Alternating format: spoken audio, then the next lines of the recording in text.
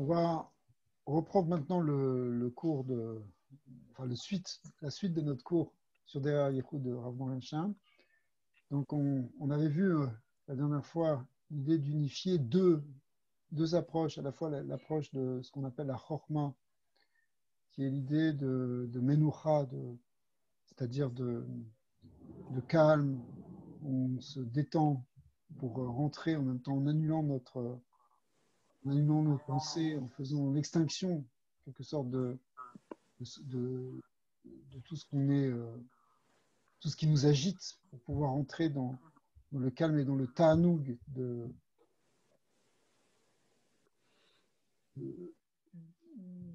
ce qu'on appelle la chorma, c'est justement la sagesse profonde, la sagesse divine.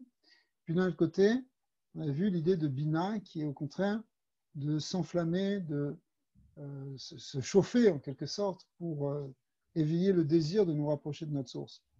Alors, ces deux choses-là qui peuvent apparaître être apparemment contradictoires, en fait, elles sont complémentaires. C'est-à-dire, c'est à la fois le calme et à la fois l'agitation. Et l'idée principale qu'on a vue, c'est qu'il faut d'abord commencer par le calme, ensuite, éventuellement, rentrer dans la bina, c'est-à-dire quelque chose qui va embraser nos émotions, et puis revenir après vers le calme. Et on joue comme ça, mais ça doit être, le but, c'est d'arriver quand même à cette menoucha de la chorma. Maintenant, on va reprendre un peu plus en détail la voie de la bina, c'est où justement on active en quelque sorte et on fait des efforts et on fait une recherche. Bien qu'on l'ait déjà vu avant, on va reprendre un peu certains aspects de cette approche. Alors, ce qu'on appelle Aknissa Derer Abina. On est au chapitre 26. Ata nevarer od inyan veu mekushar lema shevanu leil beinyan haalia leor haelion derer bechinat makif achaya. Deinu bechinat avirin ou misham lepninut chorma. On avait vu déjà dans l'inyan de chorma, essentiellement on avait lié ça avec la notion de respiration, si vous vous souvenez, c'est-à-dire que lorsqu'on respire, et lorsqu'on fait une respiration consciente, on fait rentrer de l'air, au milieu de cet air qu'on respire, qu'on appelle le avir en hébreu, eh bien, il y a le or. Or, c'est les lettres qui constituent le mot avir, et donc l'air que l'on respire consciemment, on peut le visualiser comme une forme de lumière qui rentre en nous et puis qui après ressort de nous. Alors, quand il rentre en nous, c'est ce qu'on appelle la notion de chorma, et en fait, en allant dans la pnimut de cette respiration, on touche quelque chose qui est de l'ordre de l'intériorité de cette chorma. Il est tsarir la date, שכשאדם נמצא בדרגת העשייה, ורוצה לעלות ממקומו, ולהשיג אור החיה. Si quelqu'un il se trouve au niveau de l'asiya, ce qu'on est en général, c'est-à-dire on est au niveau du monde de l'action, du monde physique, mais qu'on veut avoir une élévation spirituelle, et qu'on veut monter de là où on est, pour recevoir justement, pour percevoir cette lumière de Chokhmah. Alors, si on veut ça, ressentir cette lumière de Chaya de Chokhmah, l'ergish betocho et aor haeloki anichnas beaguf atzmo. Et si on veut ressentir cette lumière dans son corps en quelque sorte, shu achana lekabel orod de Chaya, pour recevoir justement ces lumières, vekashelo lekaem azikur aliede avodat aneshimot, et que on commence à travailler sur la respiration pour justement faire rentrer, pour percevoir cette lumière qui est derrière, qui est à l'intérieur de l'air que l'on respire, eh bien, des fois, c'est difficile. Alors, qu'est-ce qu'on fait dans ces cas-là si on a du mal à faire ça, eh bien, il faut en quelque sorte passer par cette notion de bina. Alors,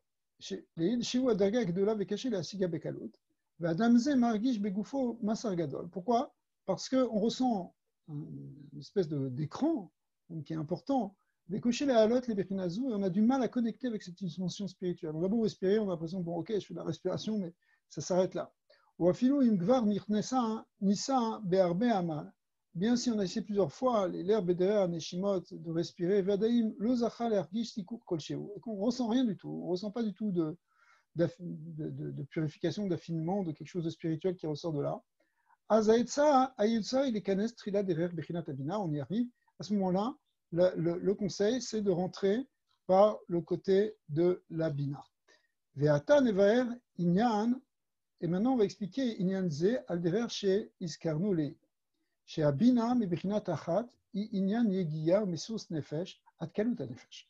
Ce qui est expliqué beaucoup dans les formes de Chassidut, ce qu'on a vu avant, c'est que la bina, c'est en fait l'effort où on se donne complètement, ce qu'on appelle aussi spirituellement, ce qu'on appelle kalut nefesh, jusqu'à une forme d'extinction de l'âme, où l'âme, elle éveille ses sentiments pour essayer de se fondre dans sa source divine, comme une flamme qui essaie de remonter vers le haut, vers sa source qui est en haut.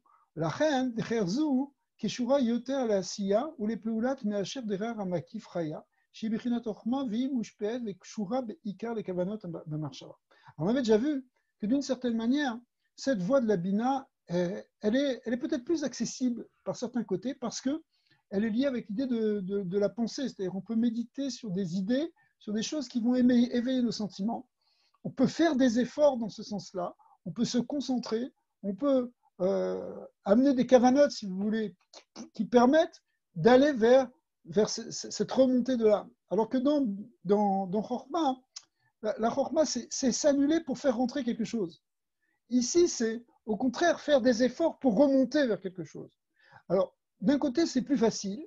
Et donc, si ça ne fonctionne pas par la Chorma, on avait dit on rentre d'abord par Chorma, ensuite par Bina, mais des fois, ça ne rentre pas, ça ne marche pas par Chorma. Alors, on va faire par Bina. Et ça, c'est souvent d'ailleurs quelque chose qu'on propose dans la voie chassidique où on éveille les sentiments par les tfilotes, on va faire des teilim, on va faire des chants, on va essayer de rentrer éventuellement même dans des nigunim pour essayer de faire monter notre neshama, pour la faire remonter vers sa source. Ça, c'est ce qu'on appelle le derrière de la bina. Vene derrière zou chez la bina, inyana yegiot rabot me'al ou me'avar beze derrière avoda. En général, la bina représente l'idée de faire des efforts et même éventuellement des efforts constants dans une certaine direction. C'est-à-dire qu'on prend quelque chose, on prend une avoda, on prend une forme de dévotion spirituelle qu'on va répéter, qu'on va accentuer, sur lequel on va se forcer, on va pousser quelque chose pour aboutir à un certain résultat. En fait, quand on fait vraiment le lien pour arriver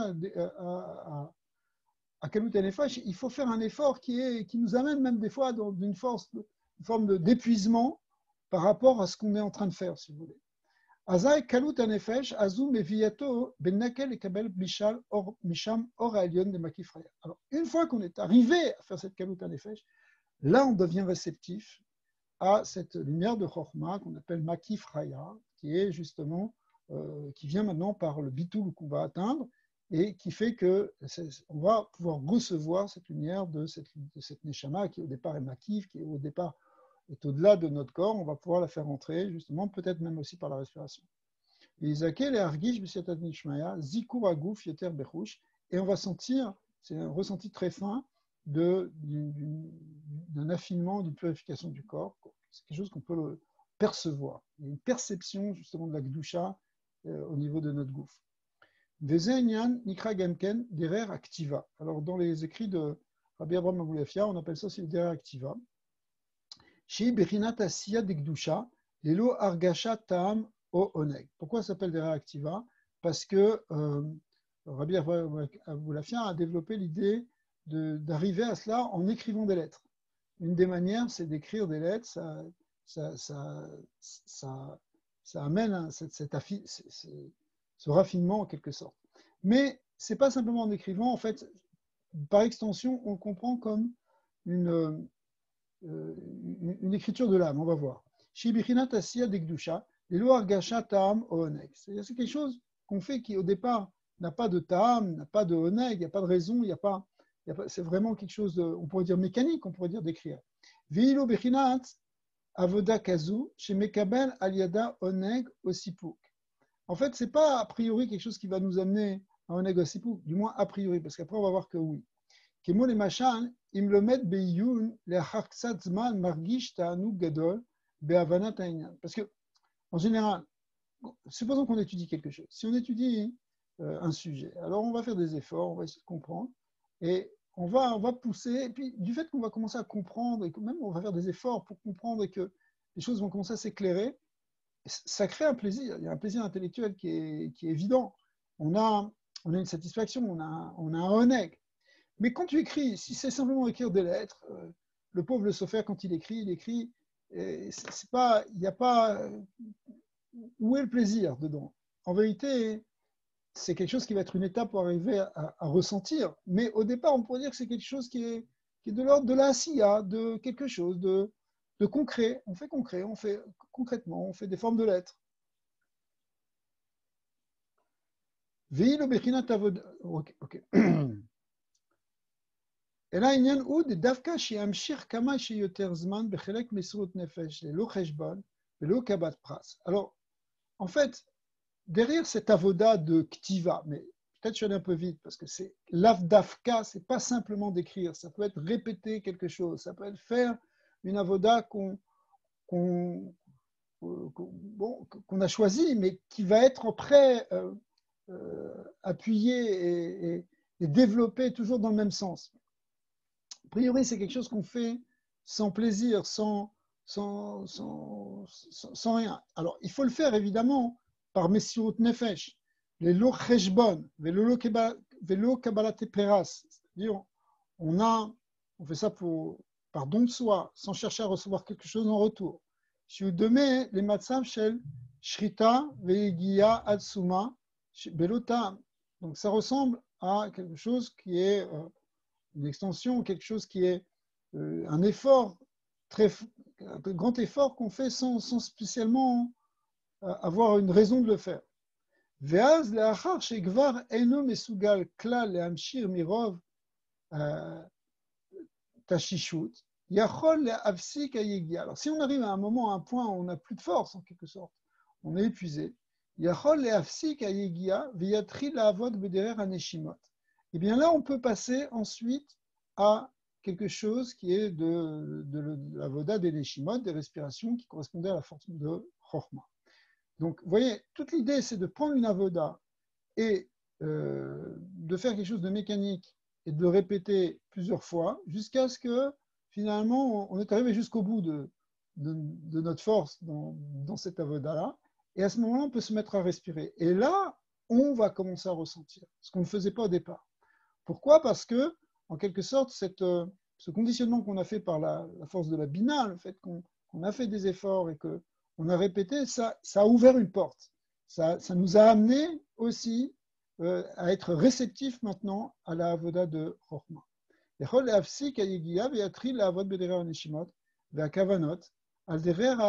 peut commencer à rentrer dans ce qu'on a expliqué sur la respiration kénal. Memaléo ou Mezakeko, et à ce moment-là, on va pouvoir ressentir et percevoir, en tout cas, but kaven, que on est rempli de cette lumière divine. Donc c'est une manière en fait de rentrer dans la chorma par la bina. C'est en quelque sorte, on va fatiguer, ça peut paraître bizarre, mais on va fatiguer en quelque sorte notre neshama jusqu'à ce qu'elle arrive à une forme d'épuisement où là, elle est réceptive maintenant. Elle peut rentrer maintenant dans le oneg et dans la menoucha de la chokhma, ce qu'elle n'était pas capable de faire avant.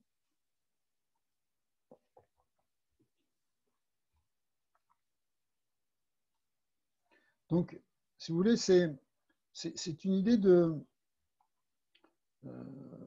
c'est un peu, pour donner une image, parce que peut-être c'est quelque chose qui est nouveau pour certains, mais pour donner une image, c'est un peu lorsque tu t'es vraiment fatigué, par exemple le vendredi ou dans la semaine, et puis maintenant tu arrives dans le Shabbat, tu ressens quelque chose de peut-être, tu ressens encore plus l'idée d'arrêt et l'idée de repos. C'est la même chose en fait. C'est parce qu'on est allé jusqu'au bout de la Bina que maintenant on peut rentrer dans Chokhma. Bina, c'est l'effort. Chokhma, c'est au contraire le oneg, le plaisir qu'on a dans le repos.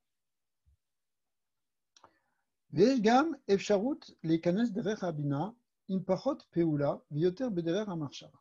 Bon, ça c'était quelque chose d'un peu mécanique, mais on peut aussi utiliser quelque chose qui est plus au niveau de la pensée. L'idée des machins chez Mekabel alav eze avoda kasha beyoter b'misius nefesh.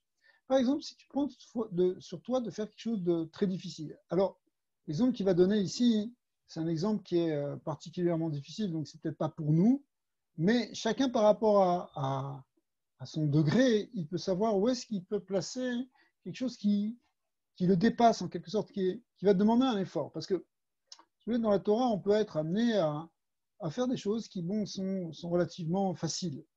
Et effectivement, il faut pas faire des choses très difficiles de manière générale. Il faut faire les choses qui nous sont à notre portée au niveau de la tfila, au niveau de l'étude. Mais en même temps, il y a aussi une notion de ce qu'on appelle le Hamal Torah, c'est-à-dire qu'il y a une idée de faire un peu plus que ce qu'on a l'habitude de faire. Par exemple, la Gemara dit que celui qui veut faire tchouva, ben, s'il a l'habitude d'étudier une page, il va étudier 2 pages. Ça veut dire qu'il va faire un effort, il va se dépasser. Il y a une idée de dépassement. Celui qui étudie, qui répète, la Gemara cite celui qui répète 100 fois un enseignement et puis il va le faire 101 fois. Ce 101 fois, c'est où il sort de son habitude. Eh bien, c'est ça qui va changer la donne parce qu'il y a une idée de dépassement. Alors, ici aussi, il y a cette idée de faire ce qu'on appelle une avoda qui est plus difficile que quelque chose de régulier. Et ça peut être même parfois ce qu'on appelle une avoda qui est quand même une avoda gdola.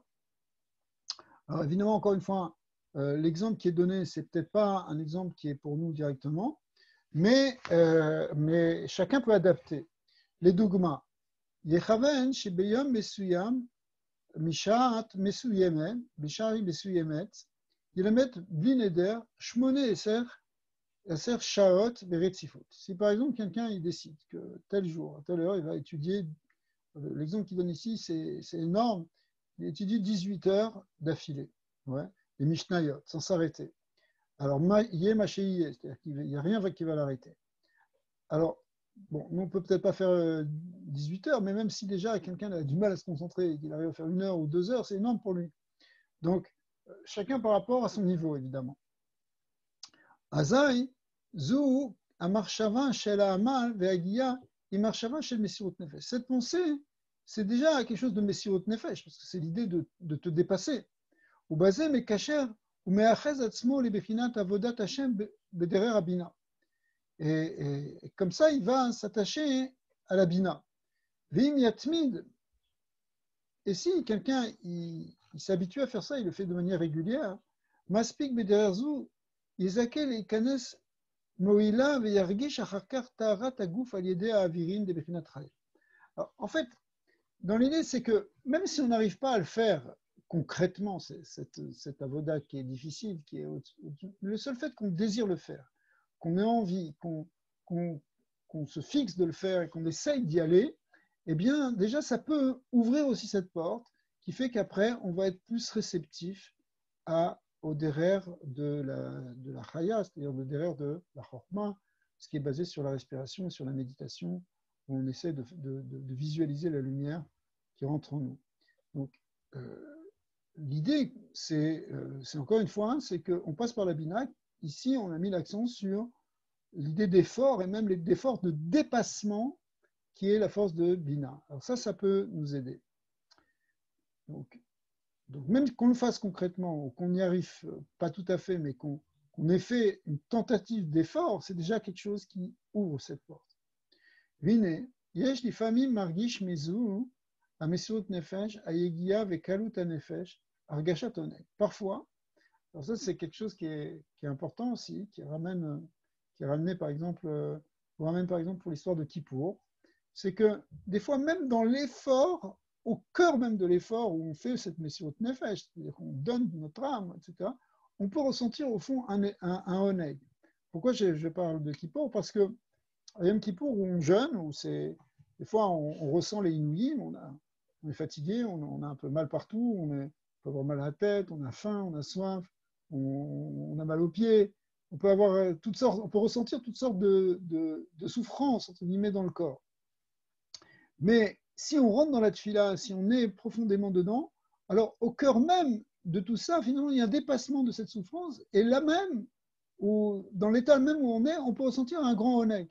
Ce n'est pas un oneg masochiste de ressentir la souffrance, c'est pas ça. C'est qu'on peut percevoir justement la lumière du oneg de Yom Kippour même si on est dans la souffrance du inouï, c'est-à-dire de cette souffrance qu'on s'inflige pendant Yom Kippour. Au contraire, même c'est à partir de là qu'on peut ressentir ce oneg, parce que si on ne s'était pas privé, si on ne s'était pas détaché des choses, des choses matérielles comme à Kippour, on ne pourrait pas ressentir la lumière intérieure de Kippour.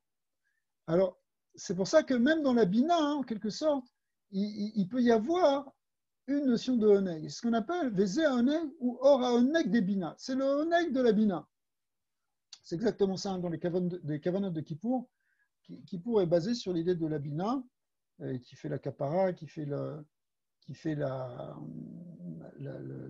est le principe de la teshuva, qui va, dans les kavanot, c'est marqué que la malchoute, la sfirat malchoute, elle vient se ressourcer dans la Bina.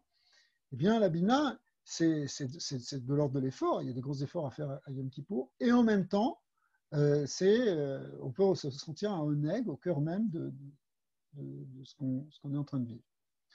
Donc, ce qu'on appelle maintenant le oneg de Bina, bien jusqu'à présent, on avait parlé surtout du oneg de Chochma. Vaz, mais etsem asagat oneg aor de Bina, yuchal les kanes ou la sig or oneg de Chochma. À ce moment-là, on peut, grâce à cela, rentrer dans un niveau plus profond qui est l'union de oneg de Chochma, c'est-à-dire ressentir un plaisir fort de dvekut, où on sent l'unité divine, on sent la lumière divine qui nous enveloppe et qui affine notre corps encore plus. Ça aussi, évidemment, on peut le ressentir à Yom Kippour, où là, à ce moment-là, on ne sent plus du tout le inouï, on dépasse même la bina. C'est un oneg pur de sentir l'unité, sentir le vrai plaisir qu'il y a dans Yom Kippour. C'est un très grand jour de oneg pour ceux qui savent. Il y avait d'ailleurs des tzadikim qui ne ressentaient pas du tout la souffrance à Kippour, ne ressentaient ni la faim, tout ça. Et effectivement, même nous qui sommes des gens simples, quand on rentre vraiment dans la prière de Kippour, ce n'est pas toujours évident pour tous. Des fois, c'est difficile. Il y a des conditions extérieures qui font qu'on n'arrive pas beaucoup à se concentrer, etc. Comme cette année où toutes les prières de Kippour étaient quand même perturbées par les conditions actuelles. Malgré tout, quand on rentre vraiment dedans, eh bien, on ressent plus la souffrance, on n'a même pas envie de casser le jeûne, etc. Parce qu'on est dans le oneg de la lumière de Kippour, qui est le jour le plus kadosh. Même si on ne l'a pas ressenti, cette lumière, elle brille en nous. Des fois, on ne le perçoit pas, mais elle est là. C'est le Itsumo Shel Yom, la force de Yom Kippour, en tant que telle, elle nous éclaire. Alors ça, c'était pour la parenthèse, pour expliquer, pour revenir à notre sujet, c'est-à-dire que on fait cette Messirut Nefesh, et des fois, au début, on a vu que c'est ça qui va nous fatiguer ou nous permettre d'arriver à ressentir la lumière de Chochma. Parfois, on passe même par une phase où on ressent du oneg dans la bina, et ça nous amène au oneg de Chochma. Vezeu inyan aktiva. Alors, on revient à cette idée de ktiva dont on a parlé. Chez Kacher kotev otiot alaniar. C'est lorsqu'on écrit des lettres sur un papier. Azai otiot atzmam em bechinat malchut. Les lettres elles-mêmes, on avait déjà vu ça plusieurs fois, que les lettres, ça correspondait à la malchut, ce qu'on appelait le côté de Léa. On avait dit Rachel, c'est l'autre aspect de la malchut qui correspond, par exemple, à méditer sur des objets ou sur des formes, alors que Léa, c'est méditer sur des lettres, sur des schémotes qui sont constitués de lettres. Et donc, si on écrit, effectivement, on va écrire des lettres kadosh, éventuellement des lettres, des schémotes, eh bien, c'est le côté de la malchut elle-même, l'écriture et la malchut. La reine kacher kotev chidushé Torah, otfila, benia, azay meshalev, basé et bechinat malchut, imaamal shel asiya dektiva bepoel shiudever rabina. Maintenant, quand on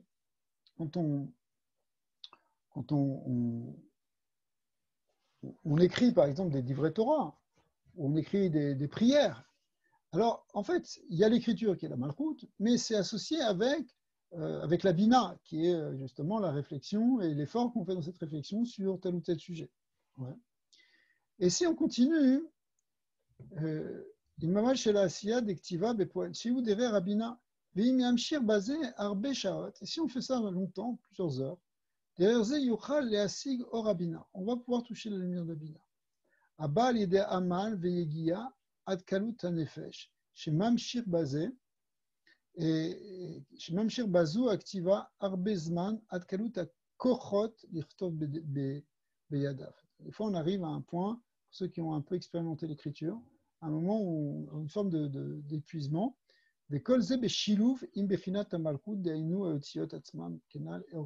Évidemment, ça se fait parce qu'on est en train aussi d'écrire des lettres. Alors, des fois, on peut l'écrire en hébreu, même si on écrit, par exemple, en français ou en anglais, malgré tout, ça aussi, cette force-là, on peut ressentir des choses au niveau de la mida. En fait, c'est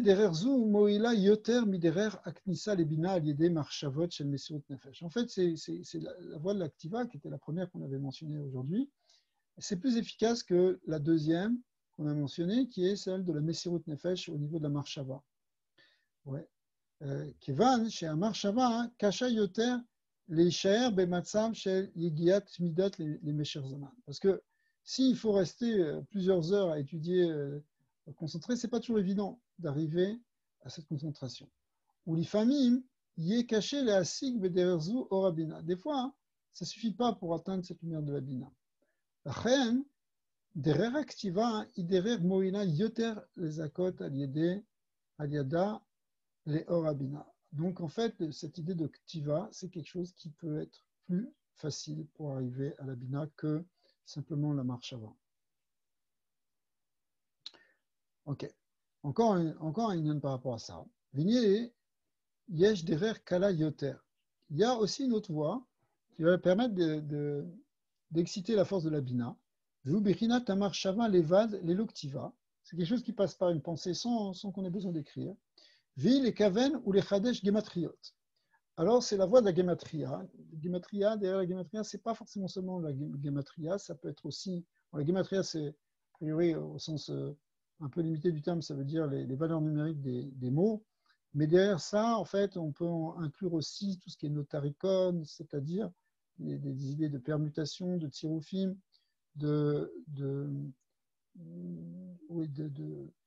tout ce qu'on peut faire quand on joue avec les lettres et quand on joue avec les nombres qui sont associés aux lettres. Vi les kaven ou les chadesh gematriot. Sheken, a gematria biyota musag meinyan ou mosher, me'anyen ou mosher, keshelatmo. En réalité, c'est un musag me'anyen ou mosher keshelatmo.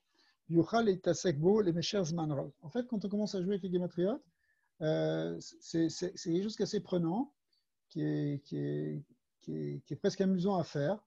Et du coup, on peut rester dedans assez longtemps. Validé Yegiya Tamarshava, Nigamken, Matsav Shel Yegiya, Umsirus Nefesh, Beshilu Votiot, Shem Bechina Tamarko. Du coup, on retrouve cette idée ici d'effort et de Messirut Nefesh qui vient avec l'association avec des lettres, puisqu'on touche sur des lettres, on touche sur des mots et des nombres dans les lettres. Shem Bechinat et Malchut, qui sont donc les lettres, on a vu que c'était Malchut. Donc, c'est aussi une manière, en fait, ça ressemble un peu à l'activa, l'écriture, où l'activa aussi, finalement, on associe des lettres, des mots et des lettres. Mais ici, c'est aussi une manière de danser, de faire jouer les lettres et les nombres des lettres, ce qui va permettre finalement d'animer et d'éveiller la force de la bina qui est en nous. Il y a une autre raison. Chez Inyan la gematria ou Goufa Bechinat Sfirat Malchut. En fait, ce qu'on explique le Arizal explique, c'est que la gematria elle-même, l'idée de valeur numérique d'un mot, ça correspond à la sphira de Malchut du mot. Pourquoi c'est la sphira de Malchut? Parce que c'est le côté un peu Hitsoni, si vous voulez, de l'extérieur du mot et des lettres, alors que le sens de la lettre, le sens du mot, lui, il est lié plutôt à Zerampin, à quelque chose de plus profond. Mais la Malchut, c'est le côté le plus proche de Asiya. C'est pour ça que dans le Kabbalah, hein, les sphirotes sont associés lorsqu'on parle de la gematria, de la valeur numérique d'un nom qui est associé à une sphira, ça fait référence toujours à l'aspect malchut de cette sphira. Mikevan, chez Kula Tziruf et Shiluf. En fait, toute l'idée de Gematria, c'est en fait des permutations, c'est des combinaisons des lettres. Mais Kevan chez Otiot Gufa M Bechinat Malchut, et puisque les lettres aussi, ce sont aussi, on a vu, c'est Bechinat Malchut, Azai, la lettre en tant que telle, si vous voulez, Azai, Ayun, Ve'ayegia Baem, M Yegia Bechinat Malchut. Donc finalement, tout ça, ça tourne autour de Malchut. Ou Kacher, Mitiagia, Bazé, Yochal, les Akot, les Orabina. Et donc, si on joue beaucoup avec ça, on fait des efforts sur ça, finalement, de la Malchut, on va pouvoir monter dans le Bina. Puisque la Malchut, c'est Misotola, c'est la Malchut, elle monte vers la Bina, c'est ça, on élève la Malchut vers la Bina, justement, en partant des lettres, en partant des noms, finalement, on arrive à la Marshava, on arrive à faire naître quelque chose qui est de l'ordre de la Bina. Donc, on arrive aussi à la lumière de Bina, et une fois qu'on est arrivé à la Bina, alors on va pouvoir aussi rentrer dans Chokhmah.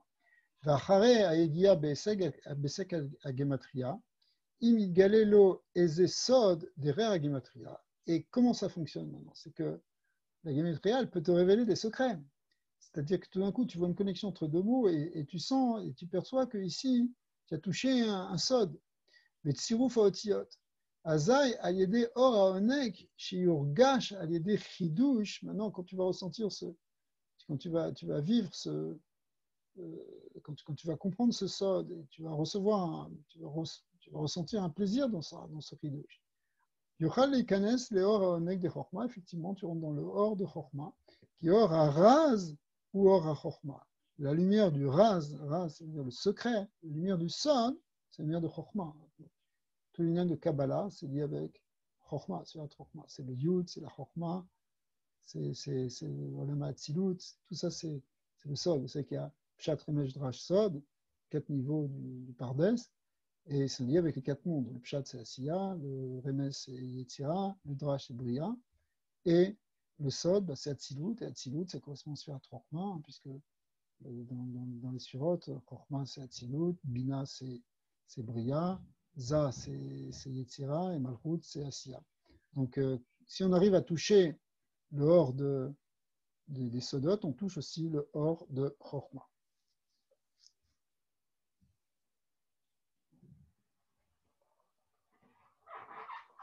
Ok.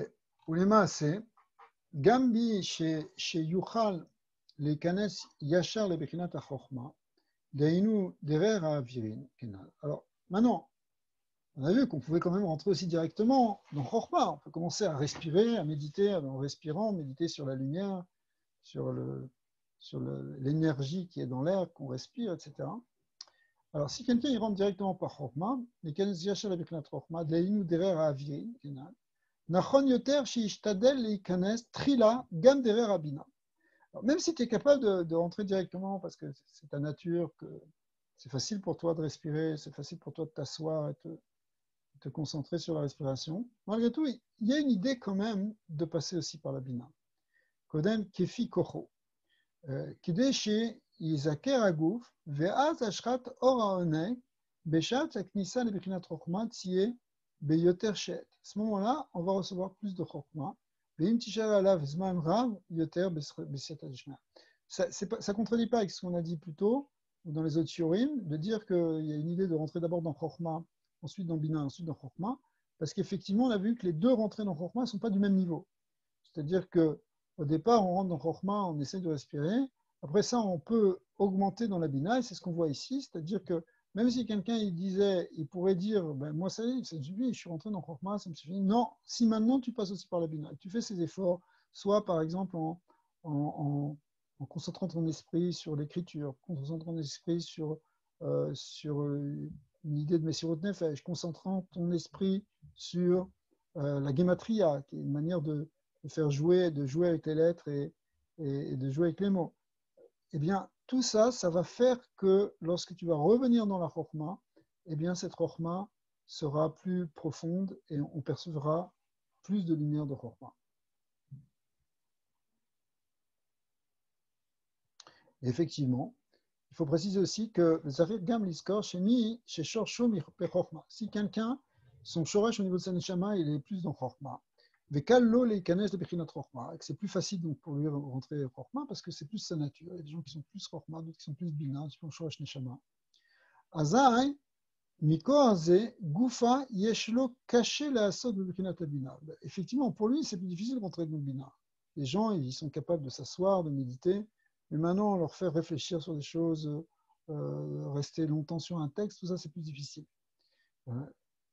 Chez Inyan Ayegia, Be'avodat Hashem, ou Be'amal Torah, faire par exemple Be'amal Torah, c'est entrer dans une Gemara et rester longtemps sur le sujet en passant d'un Rishon à l'autre, etc. Ou bien de faire une avodat Hashem avec effort, tout ça c'est plus difficile. Aval I anotenet she'im ya'ase yigiot neged avtivo yochal les akol leitratshut veitamkut beor hachokma yoter mima shiragil ayatamid biyota shikamour. Donc, si maintenant, effectivement, c'est plus difficile pour lui de rentrer dans Bina.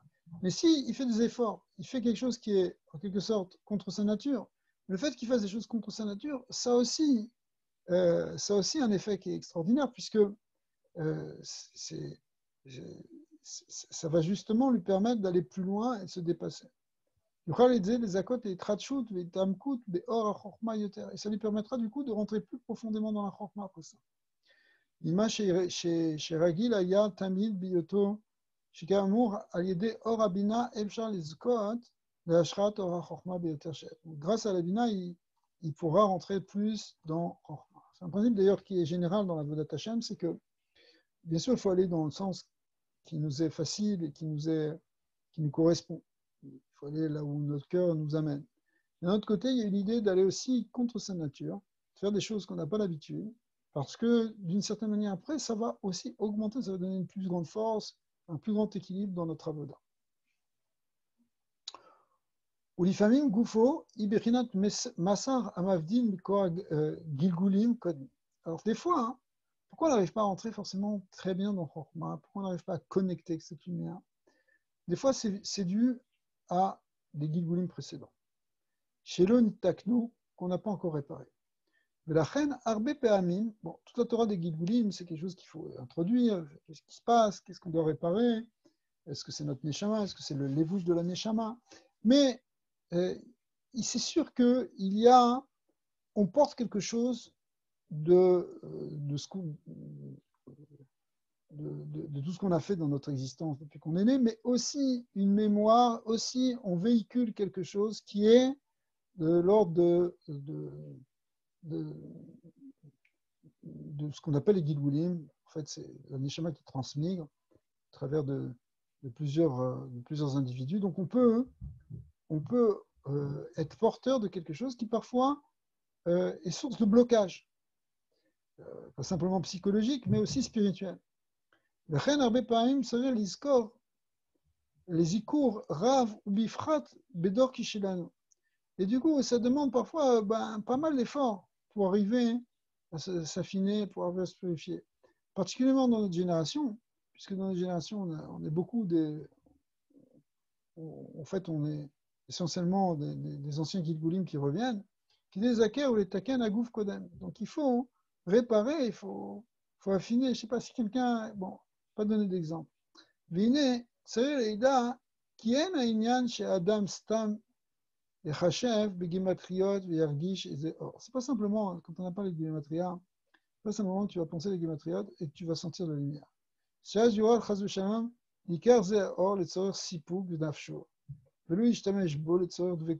D'ailleurs, ce serait pas bien parce que si on prenait toute cette idée de lumière, de plaisir de la lumière uniquement pour soi, qu'on ne cherche pas avec ça une avoda de dvekut, une de bitoul, alors une idée d'élévation pour se rapprocher d'Hachem, tout ça, ce serait un problème. Vagam Shula Yassig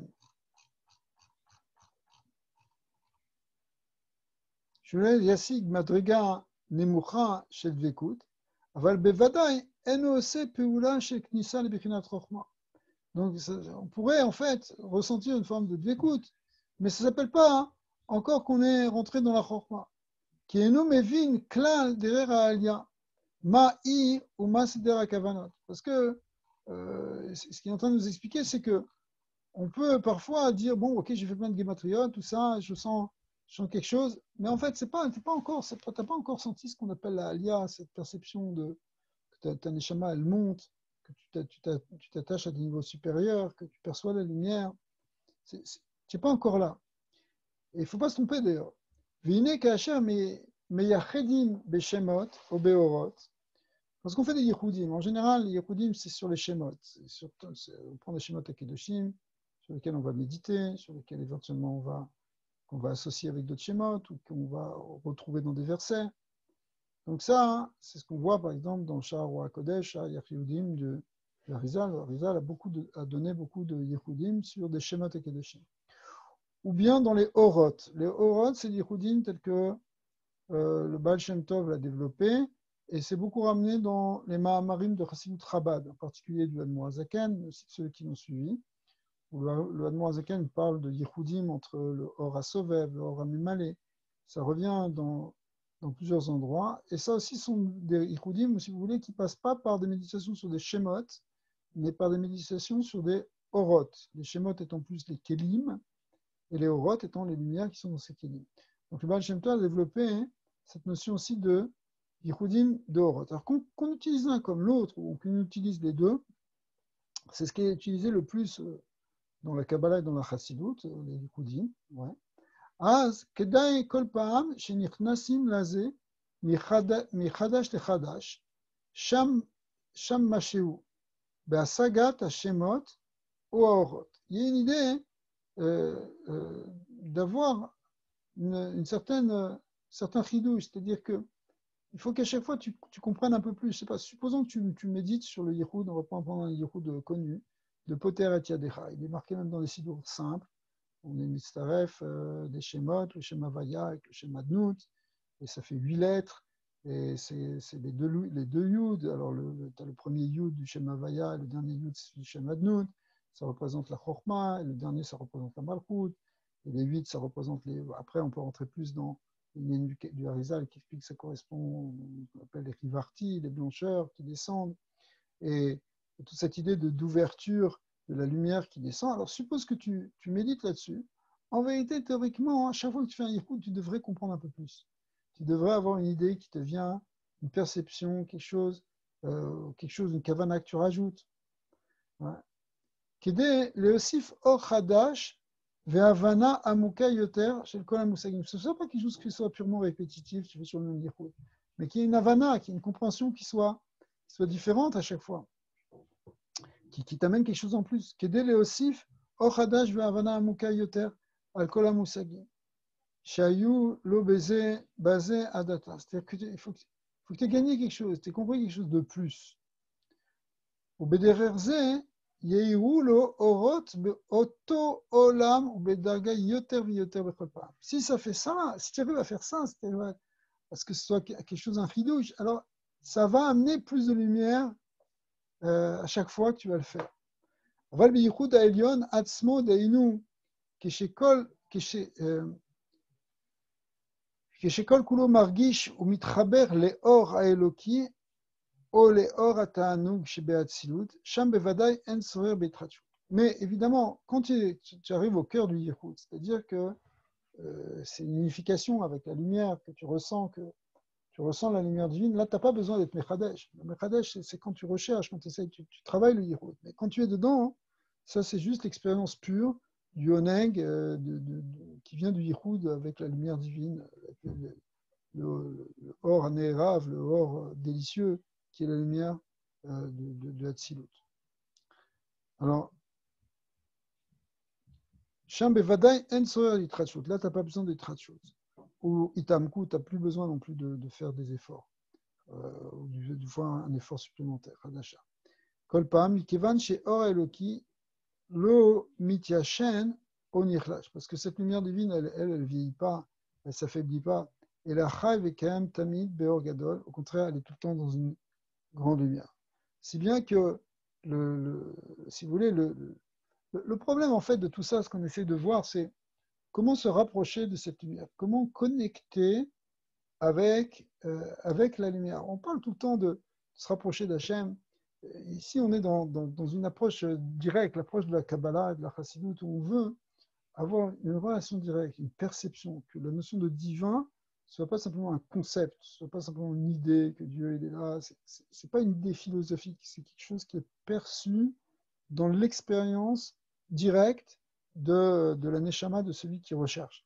Et bien ça, hein, si vous voulez, alors il y a une idée de jouer ici, de faire des efforts. On a vu l'activa, la gematria, plusieurs manières. Il y a une idée aussi même dans le yichud lui-même, lorsqu'on médite sur le yichud, d'essayer de comprendre, de comprendre un secret de plus, de comprendre une approche de plus, parce que c'est très riche, hein, les yichudim. En fait, le même yichud, il peut avoir tellement de facettes, tellement de détails qu'on peut comprendre encore plus. C'est pour ça que les Mefarshim ont parfois ont développé, etc. Mais une fois qu'on est dans l'expérience directe, la pensée s'arrête. On est dans la dvekout, on est dans le yichud, dans l'unification, dans l'unité. Et c'est ça qu'on recherche en fin de compte. Et c'est ça, d'une certaine manière, la voie spirituelle de la Kabbalah et de la Chassidut, c'est d'arriver à ce yichud. Après ça peut être pour elle d'autres choses. On peut agir, on peut transformer, on peut même amener des yeshuot. C'est les tzadikim qui font tout ça. Mais l'idée, c'est d'arriver à ce yichud, et c'est ça finalement le côté profond, si vous voulez, de tout le judaïsme, qui est basé sur cette idée de yichud, d'unité. Le verset principal qui pourrait résumer toute la voie d'Hachem, c'est Shema Yisrael Hashem Elokeinu Hashem Echad. Mais Hachem est le fameux passouk de Shema Yisrael, qu'on peut comprendre simplement comme un acte de foi, une proclamation de foi qu'on a un Dieu un, ok, ça c'est très bien, mais à un niveau plus ésotérique, c'est vivre cette unité, rentrer dans cette conscience du yichud et le percevoir comme étant l'essence même à la fois de l'univers et à la fois de notre être. C'est-à-dire, mais quand je dis ça, c'est pas encore, on n'est plus dans l'idée. C'est quelque chose qu'on va vivre. Effectivement, quand on le vit, alors c'est là que la Emouna, elle devient réelle. Parce que la Emouna, comme étant, si vous voulez, un acte un acte simplement intellectuel, c'est pas quelque chose qui réellement est le fond de notre être. Le fond de notre être, c'est quand on le perçoit, lorsqu'on vit réellement qu'on fait un avec l'essence divine qui est partout dans l'univers et qui transcende l'univers. Bah, Hachem, qu'on soit zoché, évidemment, ça a l'air d'être des grandes choses, mais d'un autre côté, voilà, on est dans la période de Kippour, de Sukkot, où c'est ça, on reconnecte avec le Shoresh Neshama, avec ce qu'on est véritablement, c'est-à-dire, au fond, une âme divine. C'est cette âme divine qu'on essaie de réaliser, qu'on essaie de manifester pour le mieux. Un Hachem, qu'on soit zoché d'avancer, chacun comme on peut, et en s'attachant à la Torah des Tzadikim, en essayant de progresser tranquillement vers cette voie de la réalisation spirituelle de Hachem. Alors, Chag Sameach, Hachem et des bonnes nouvelles.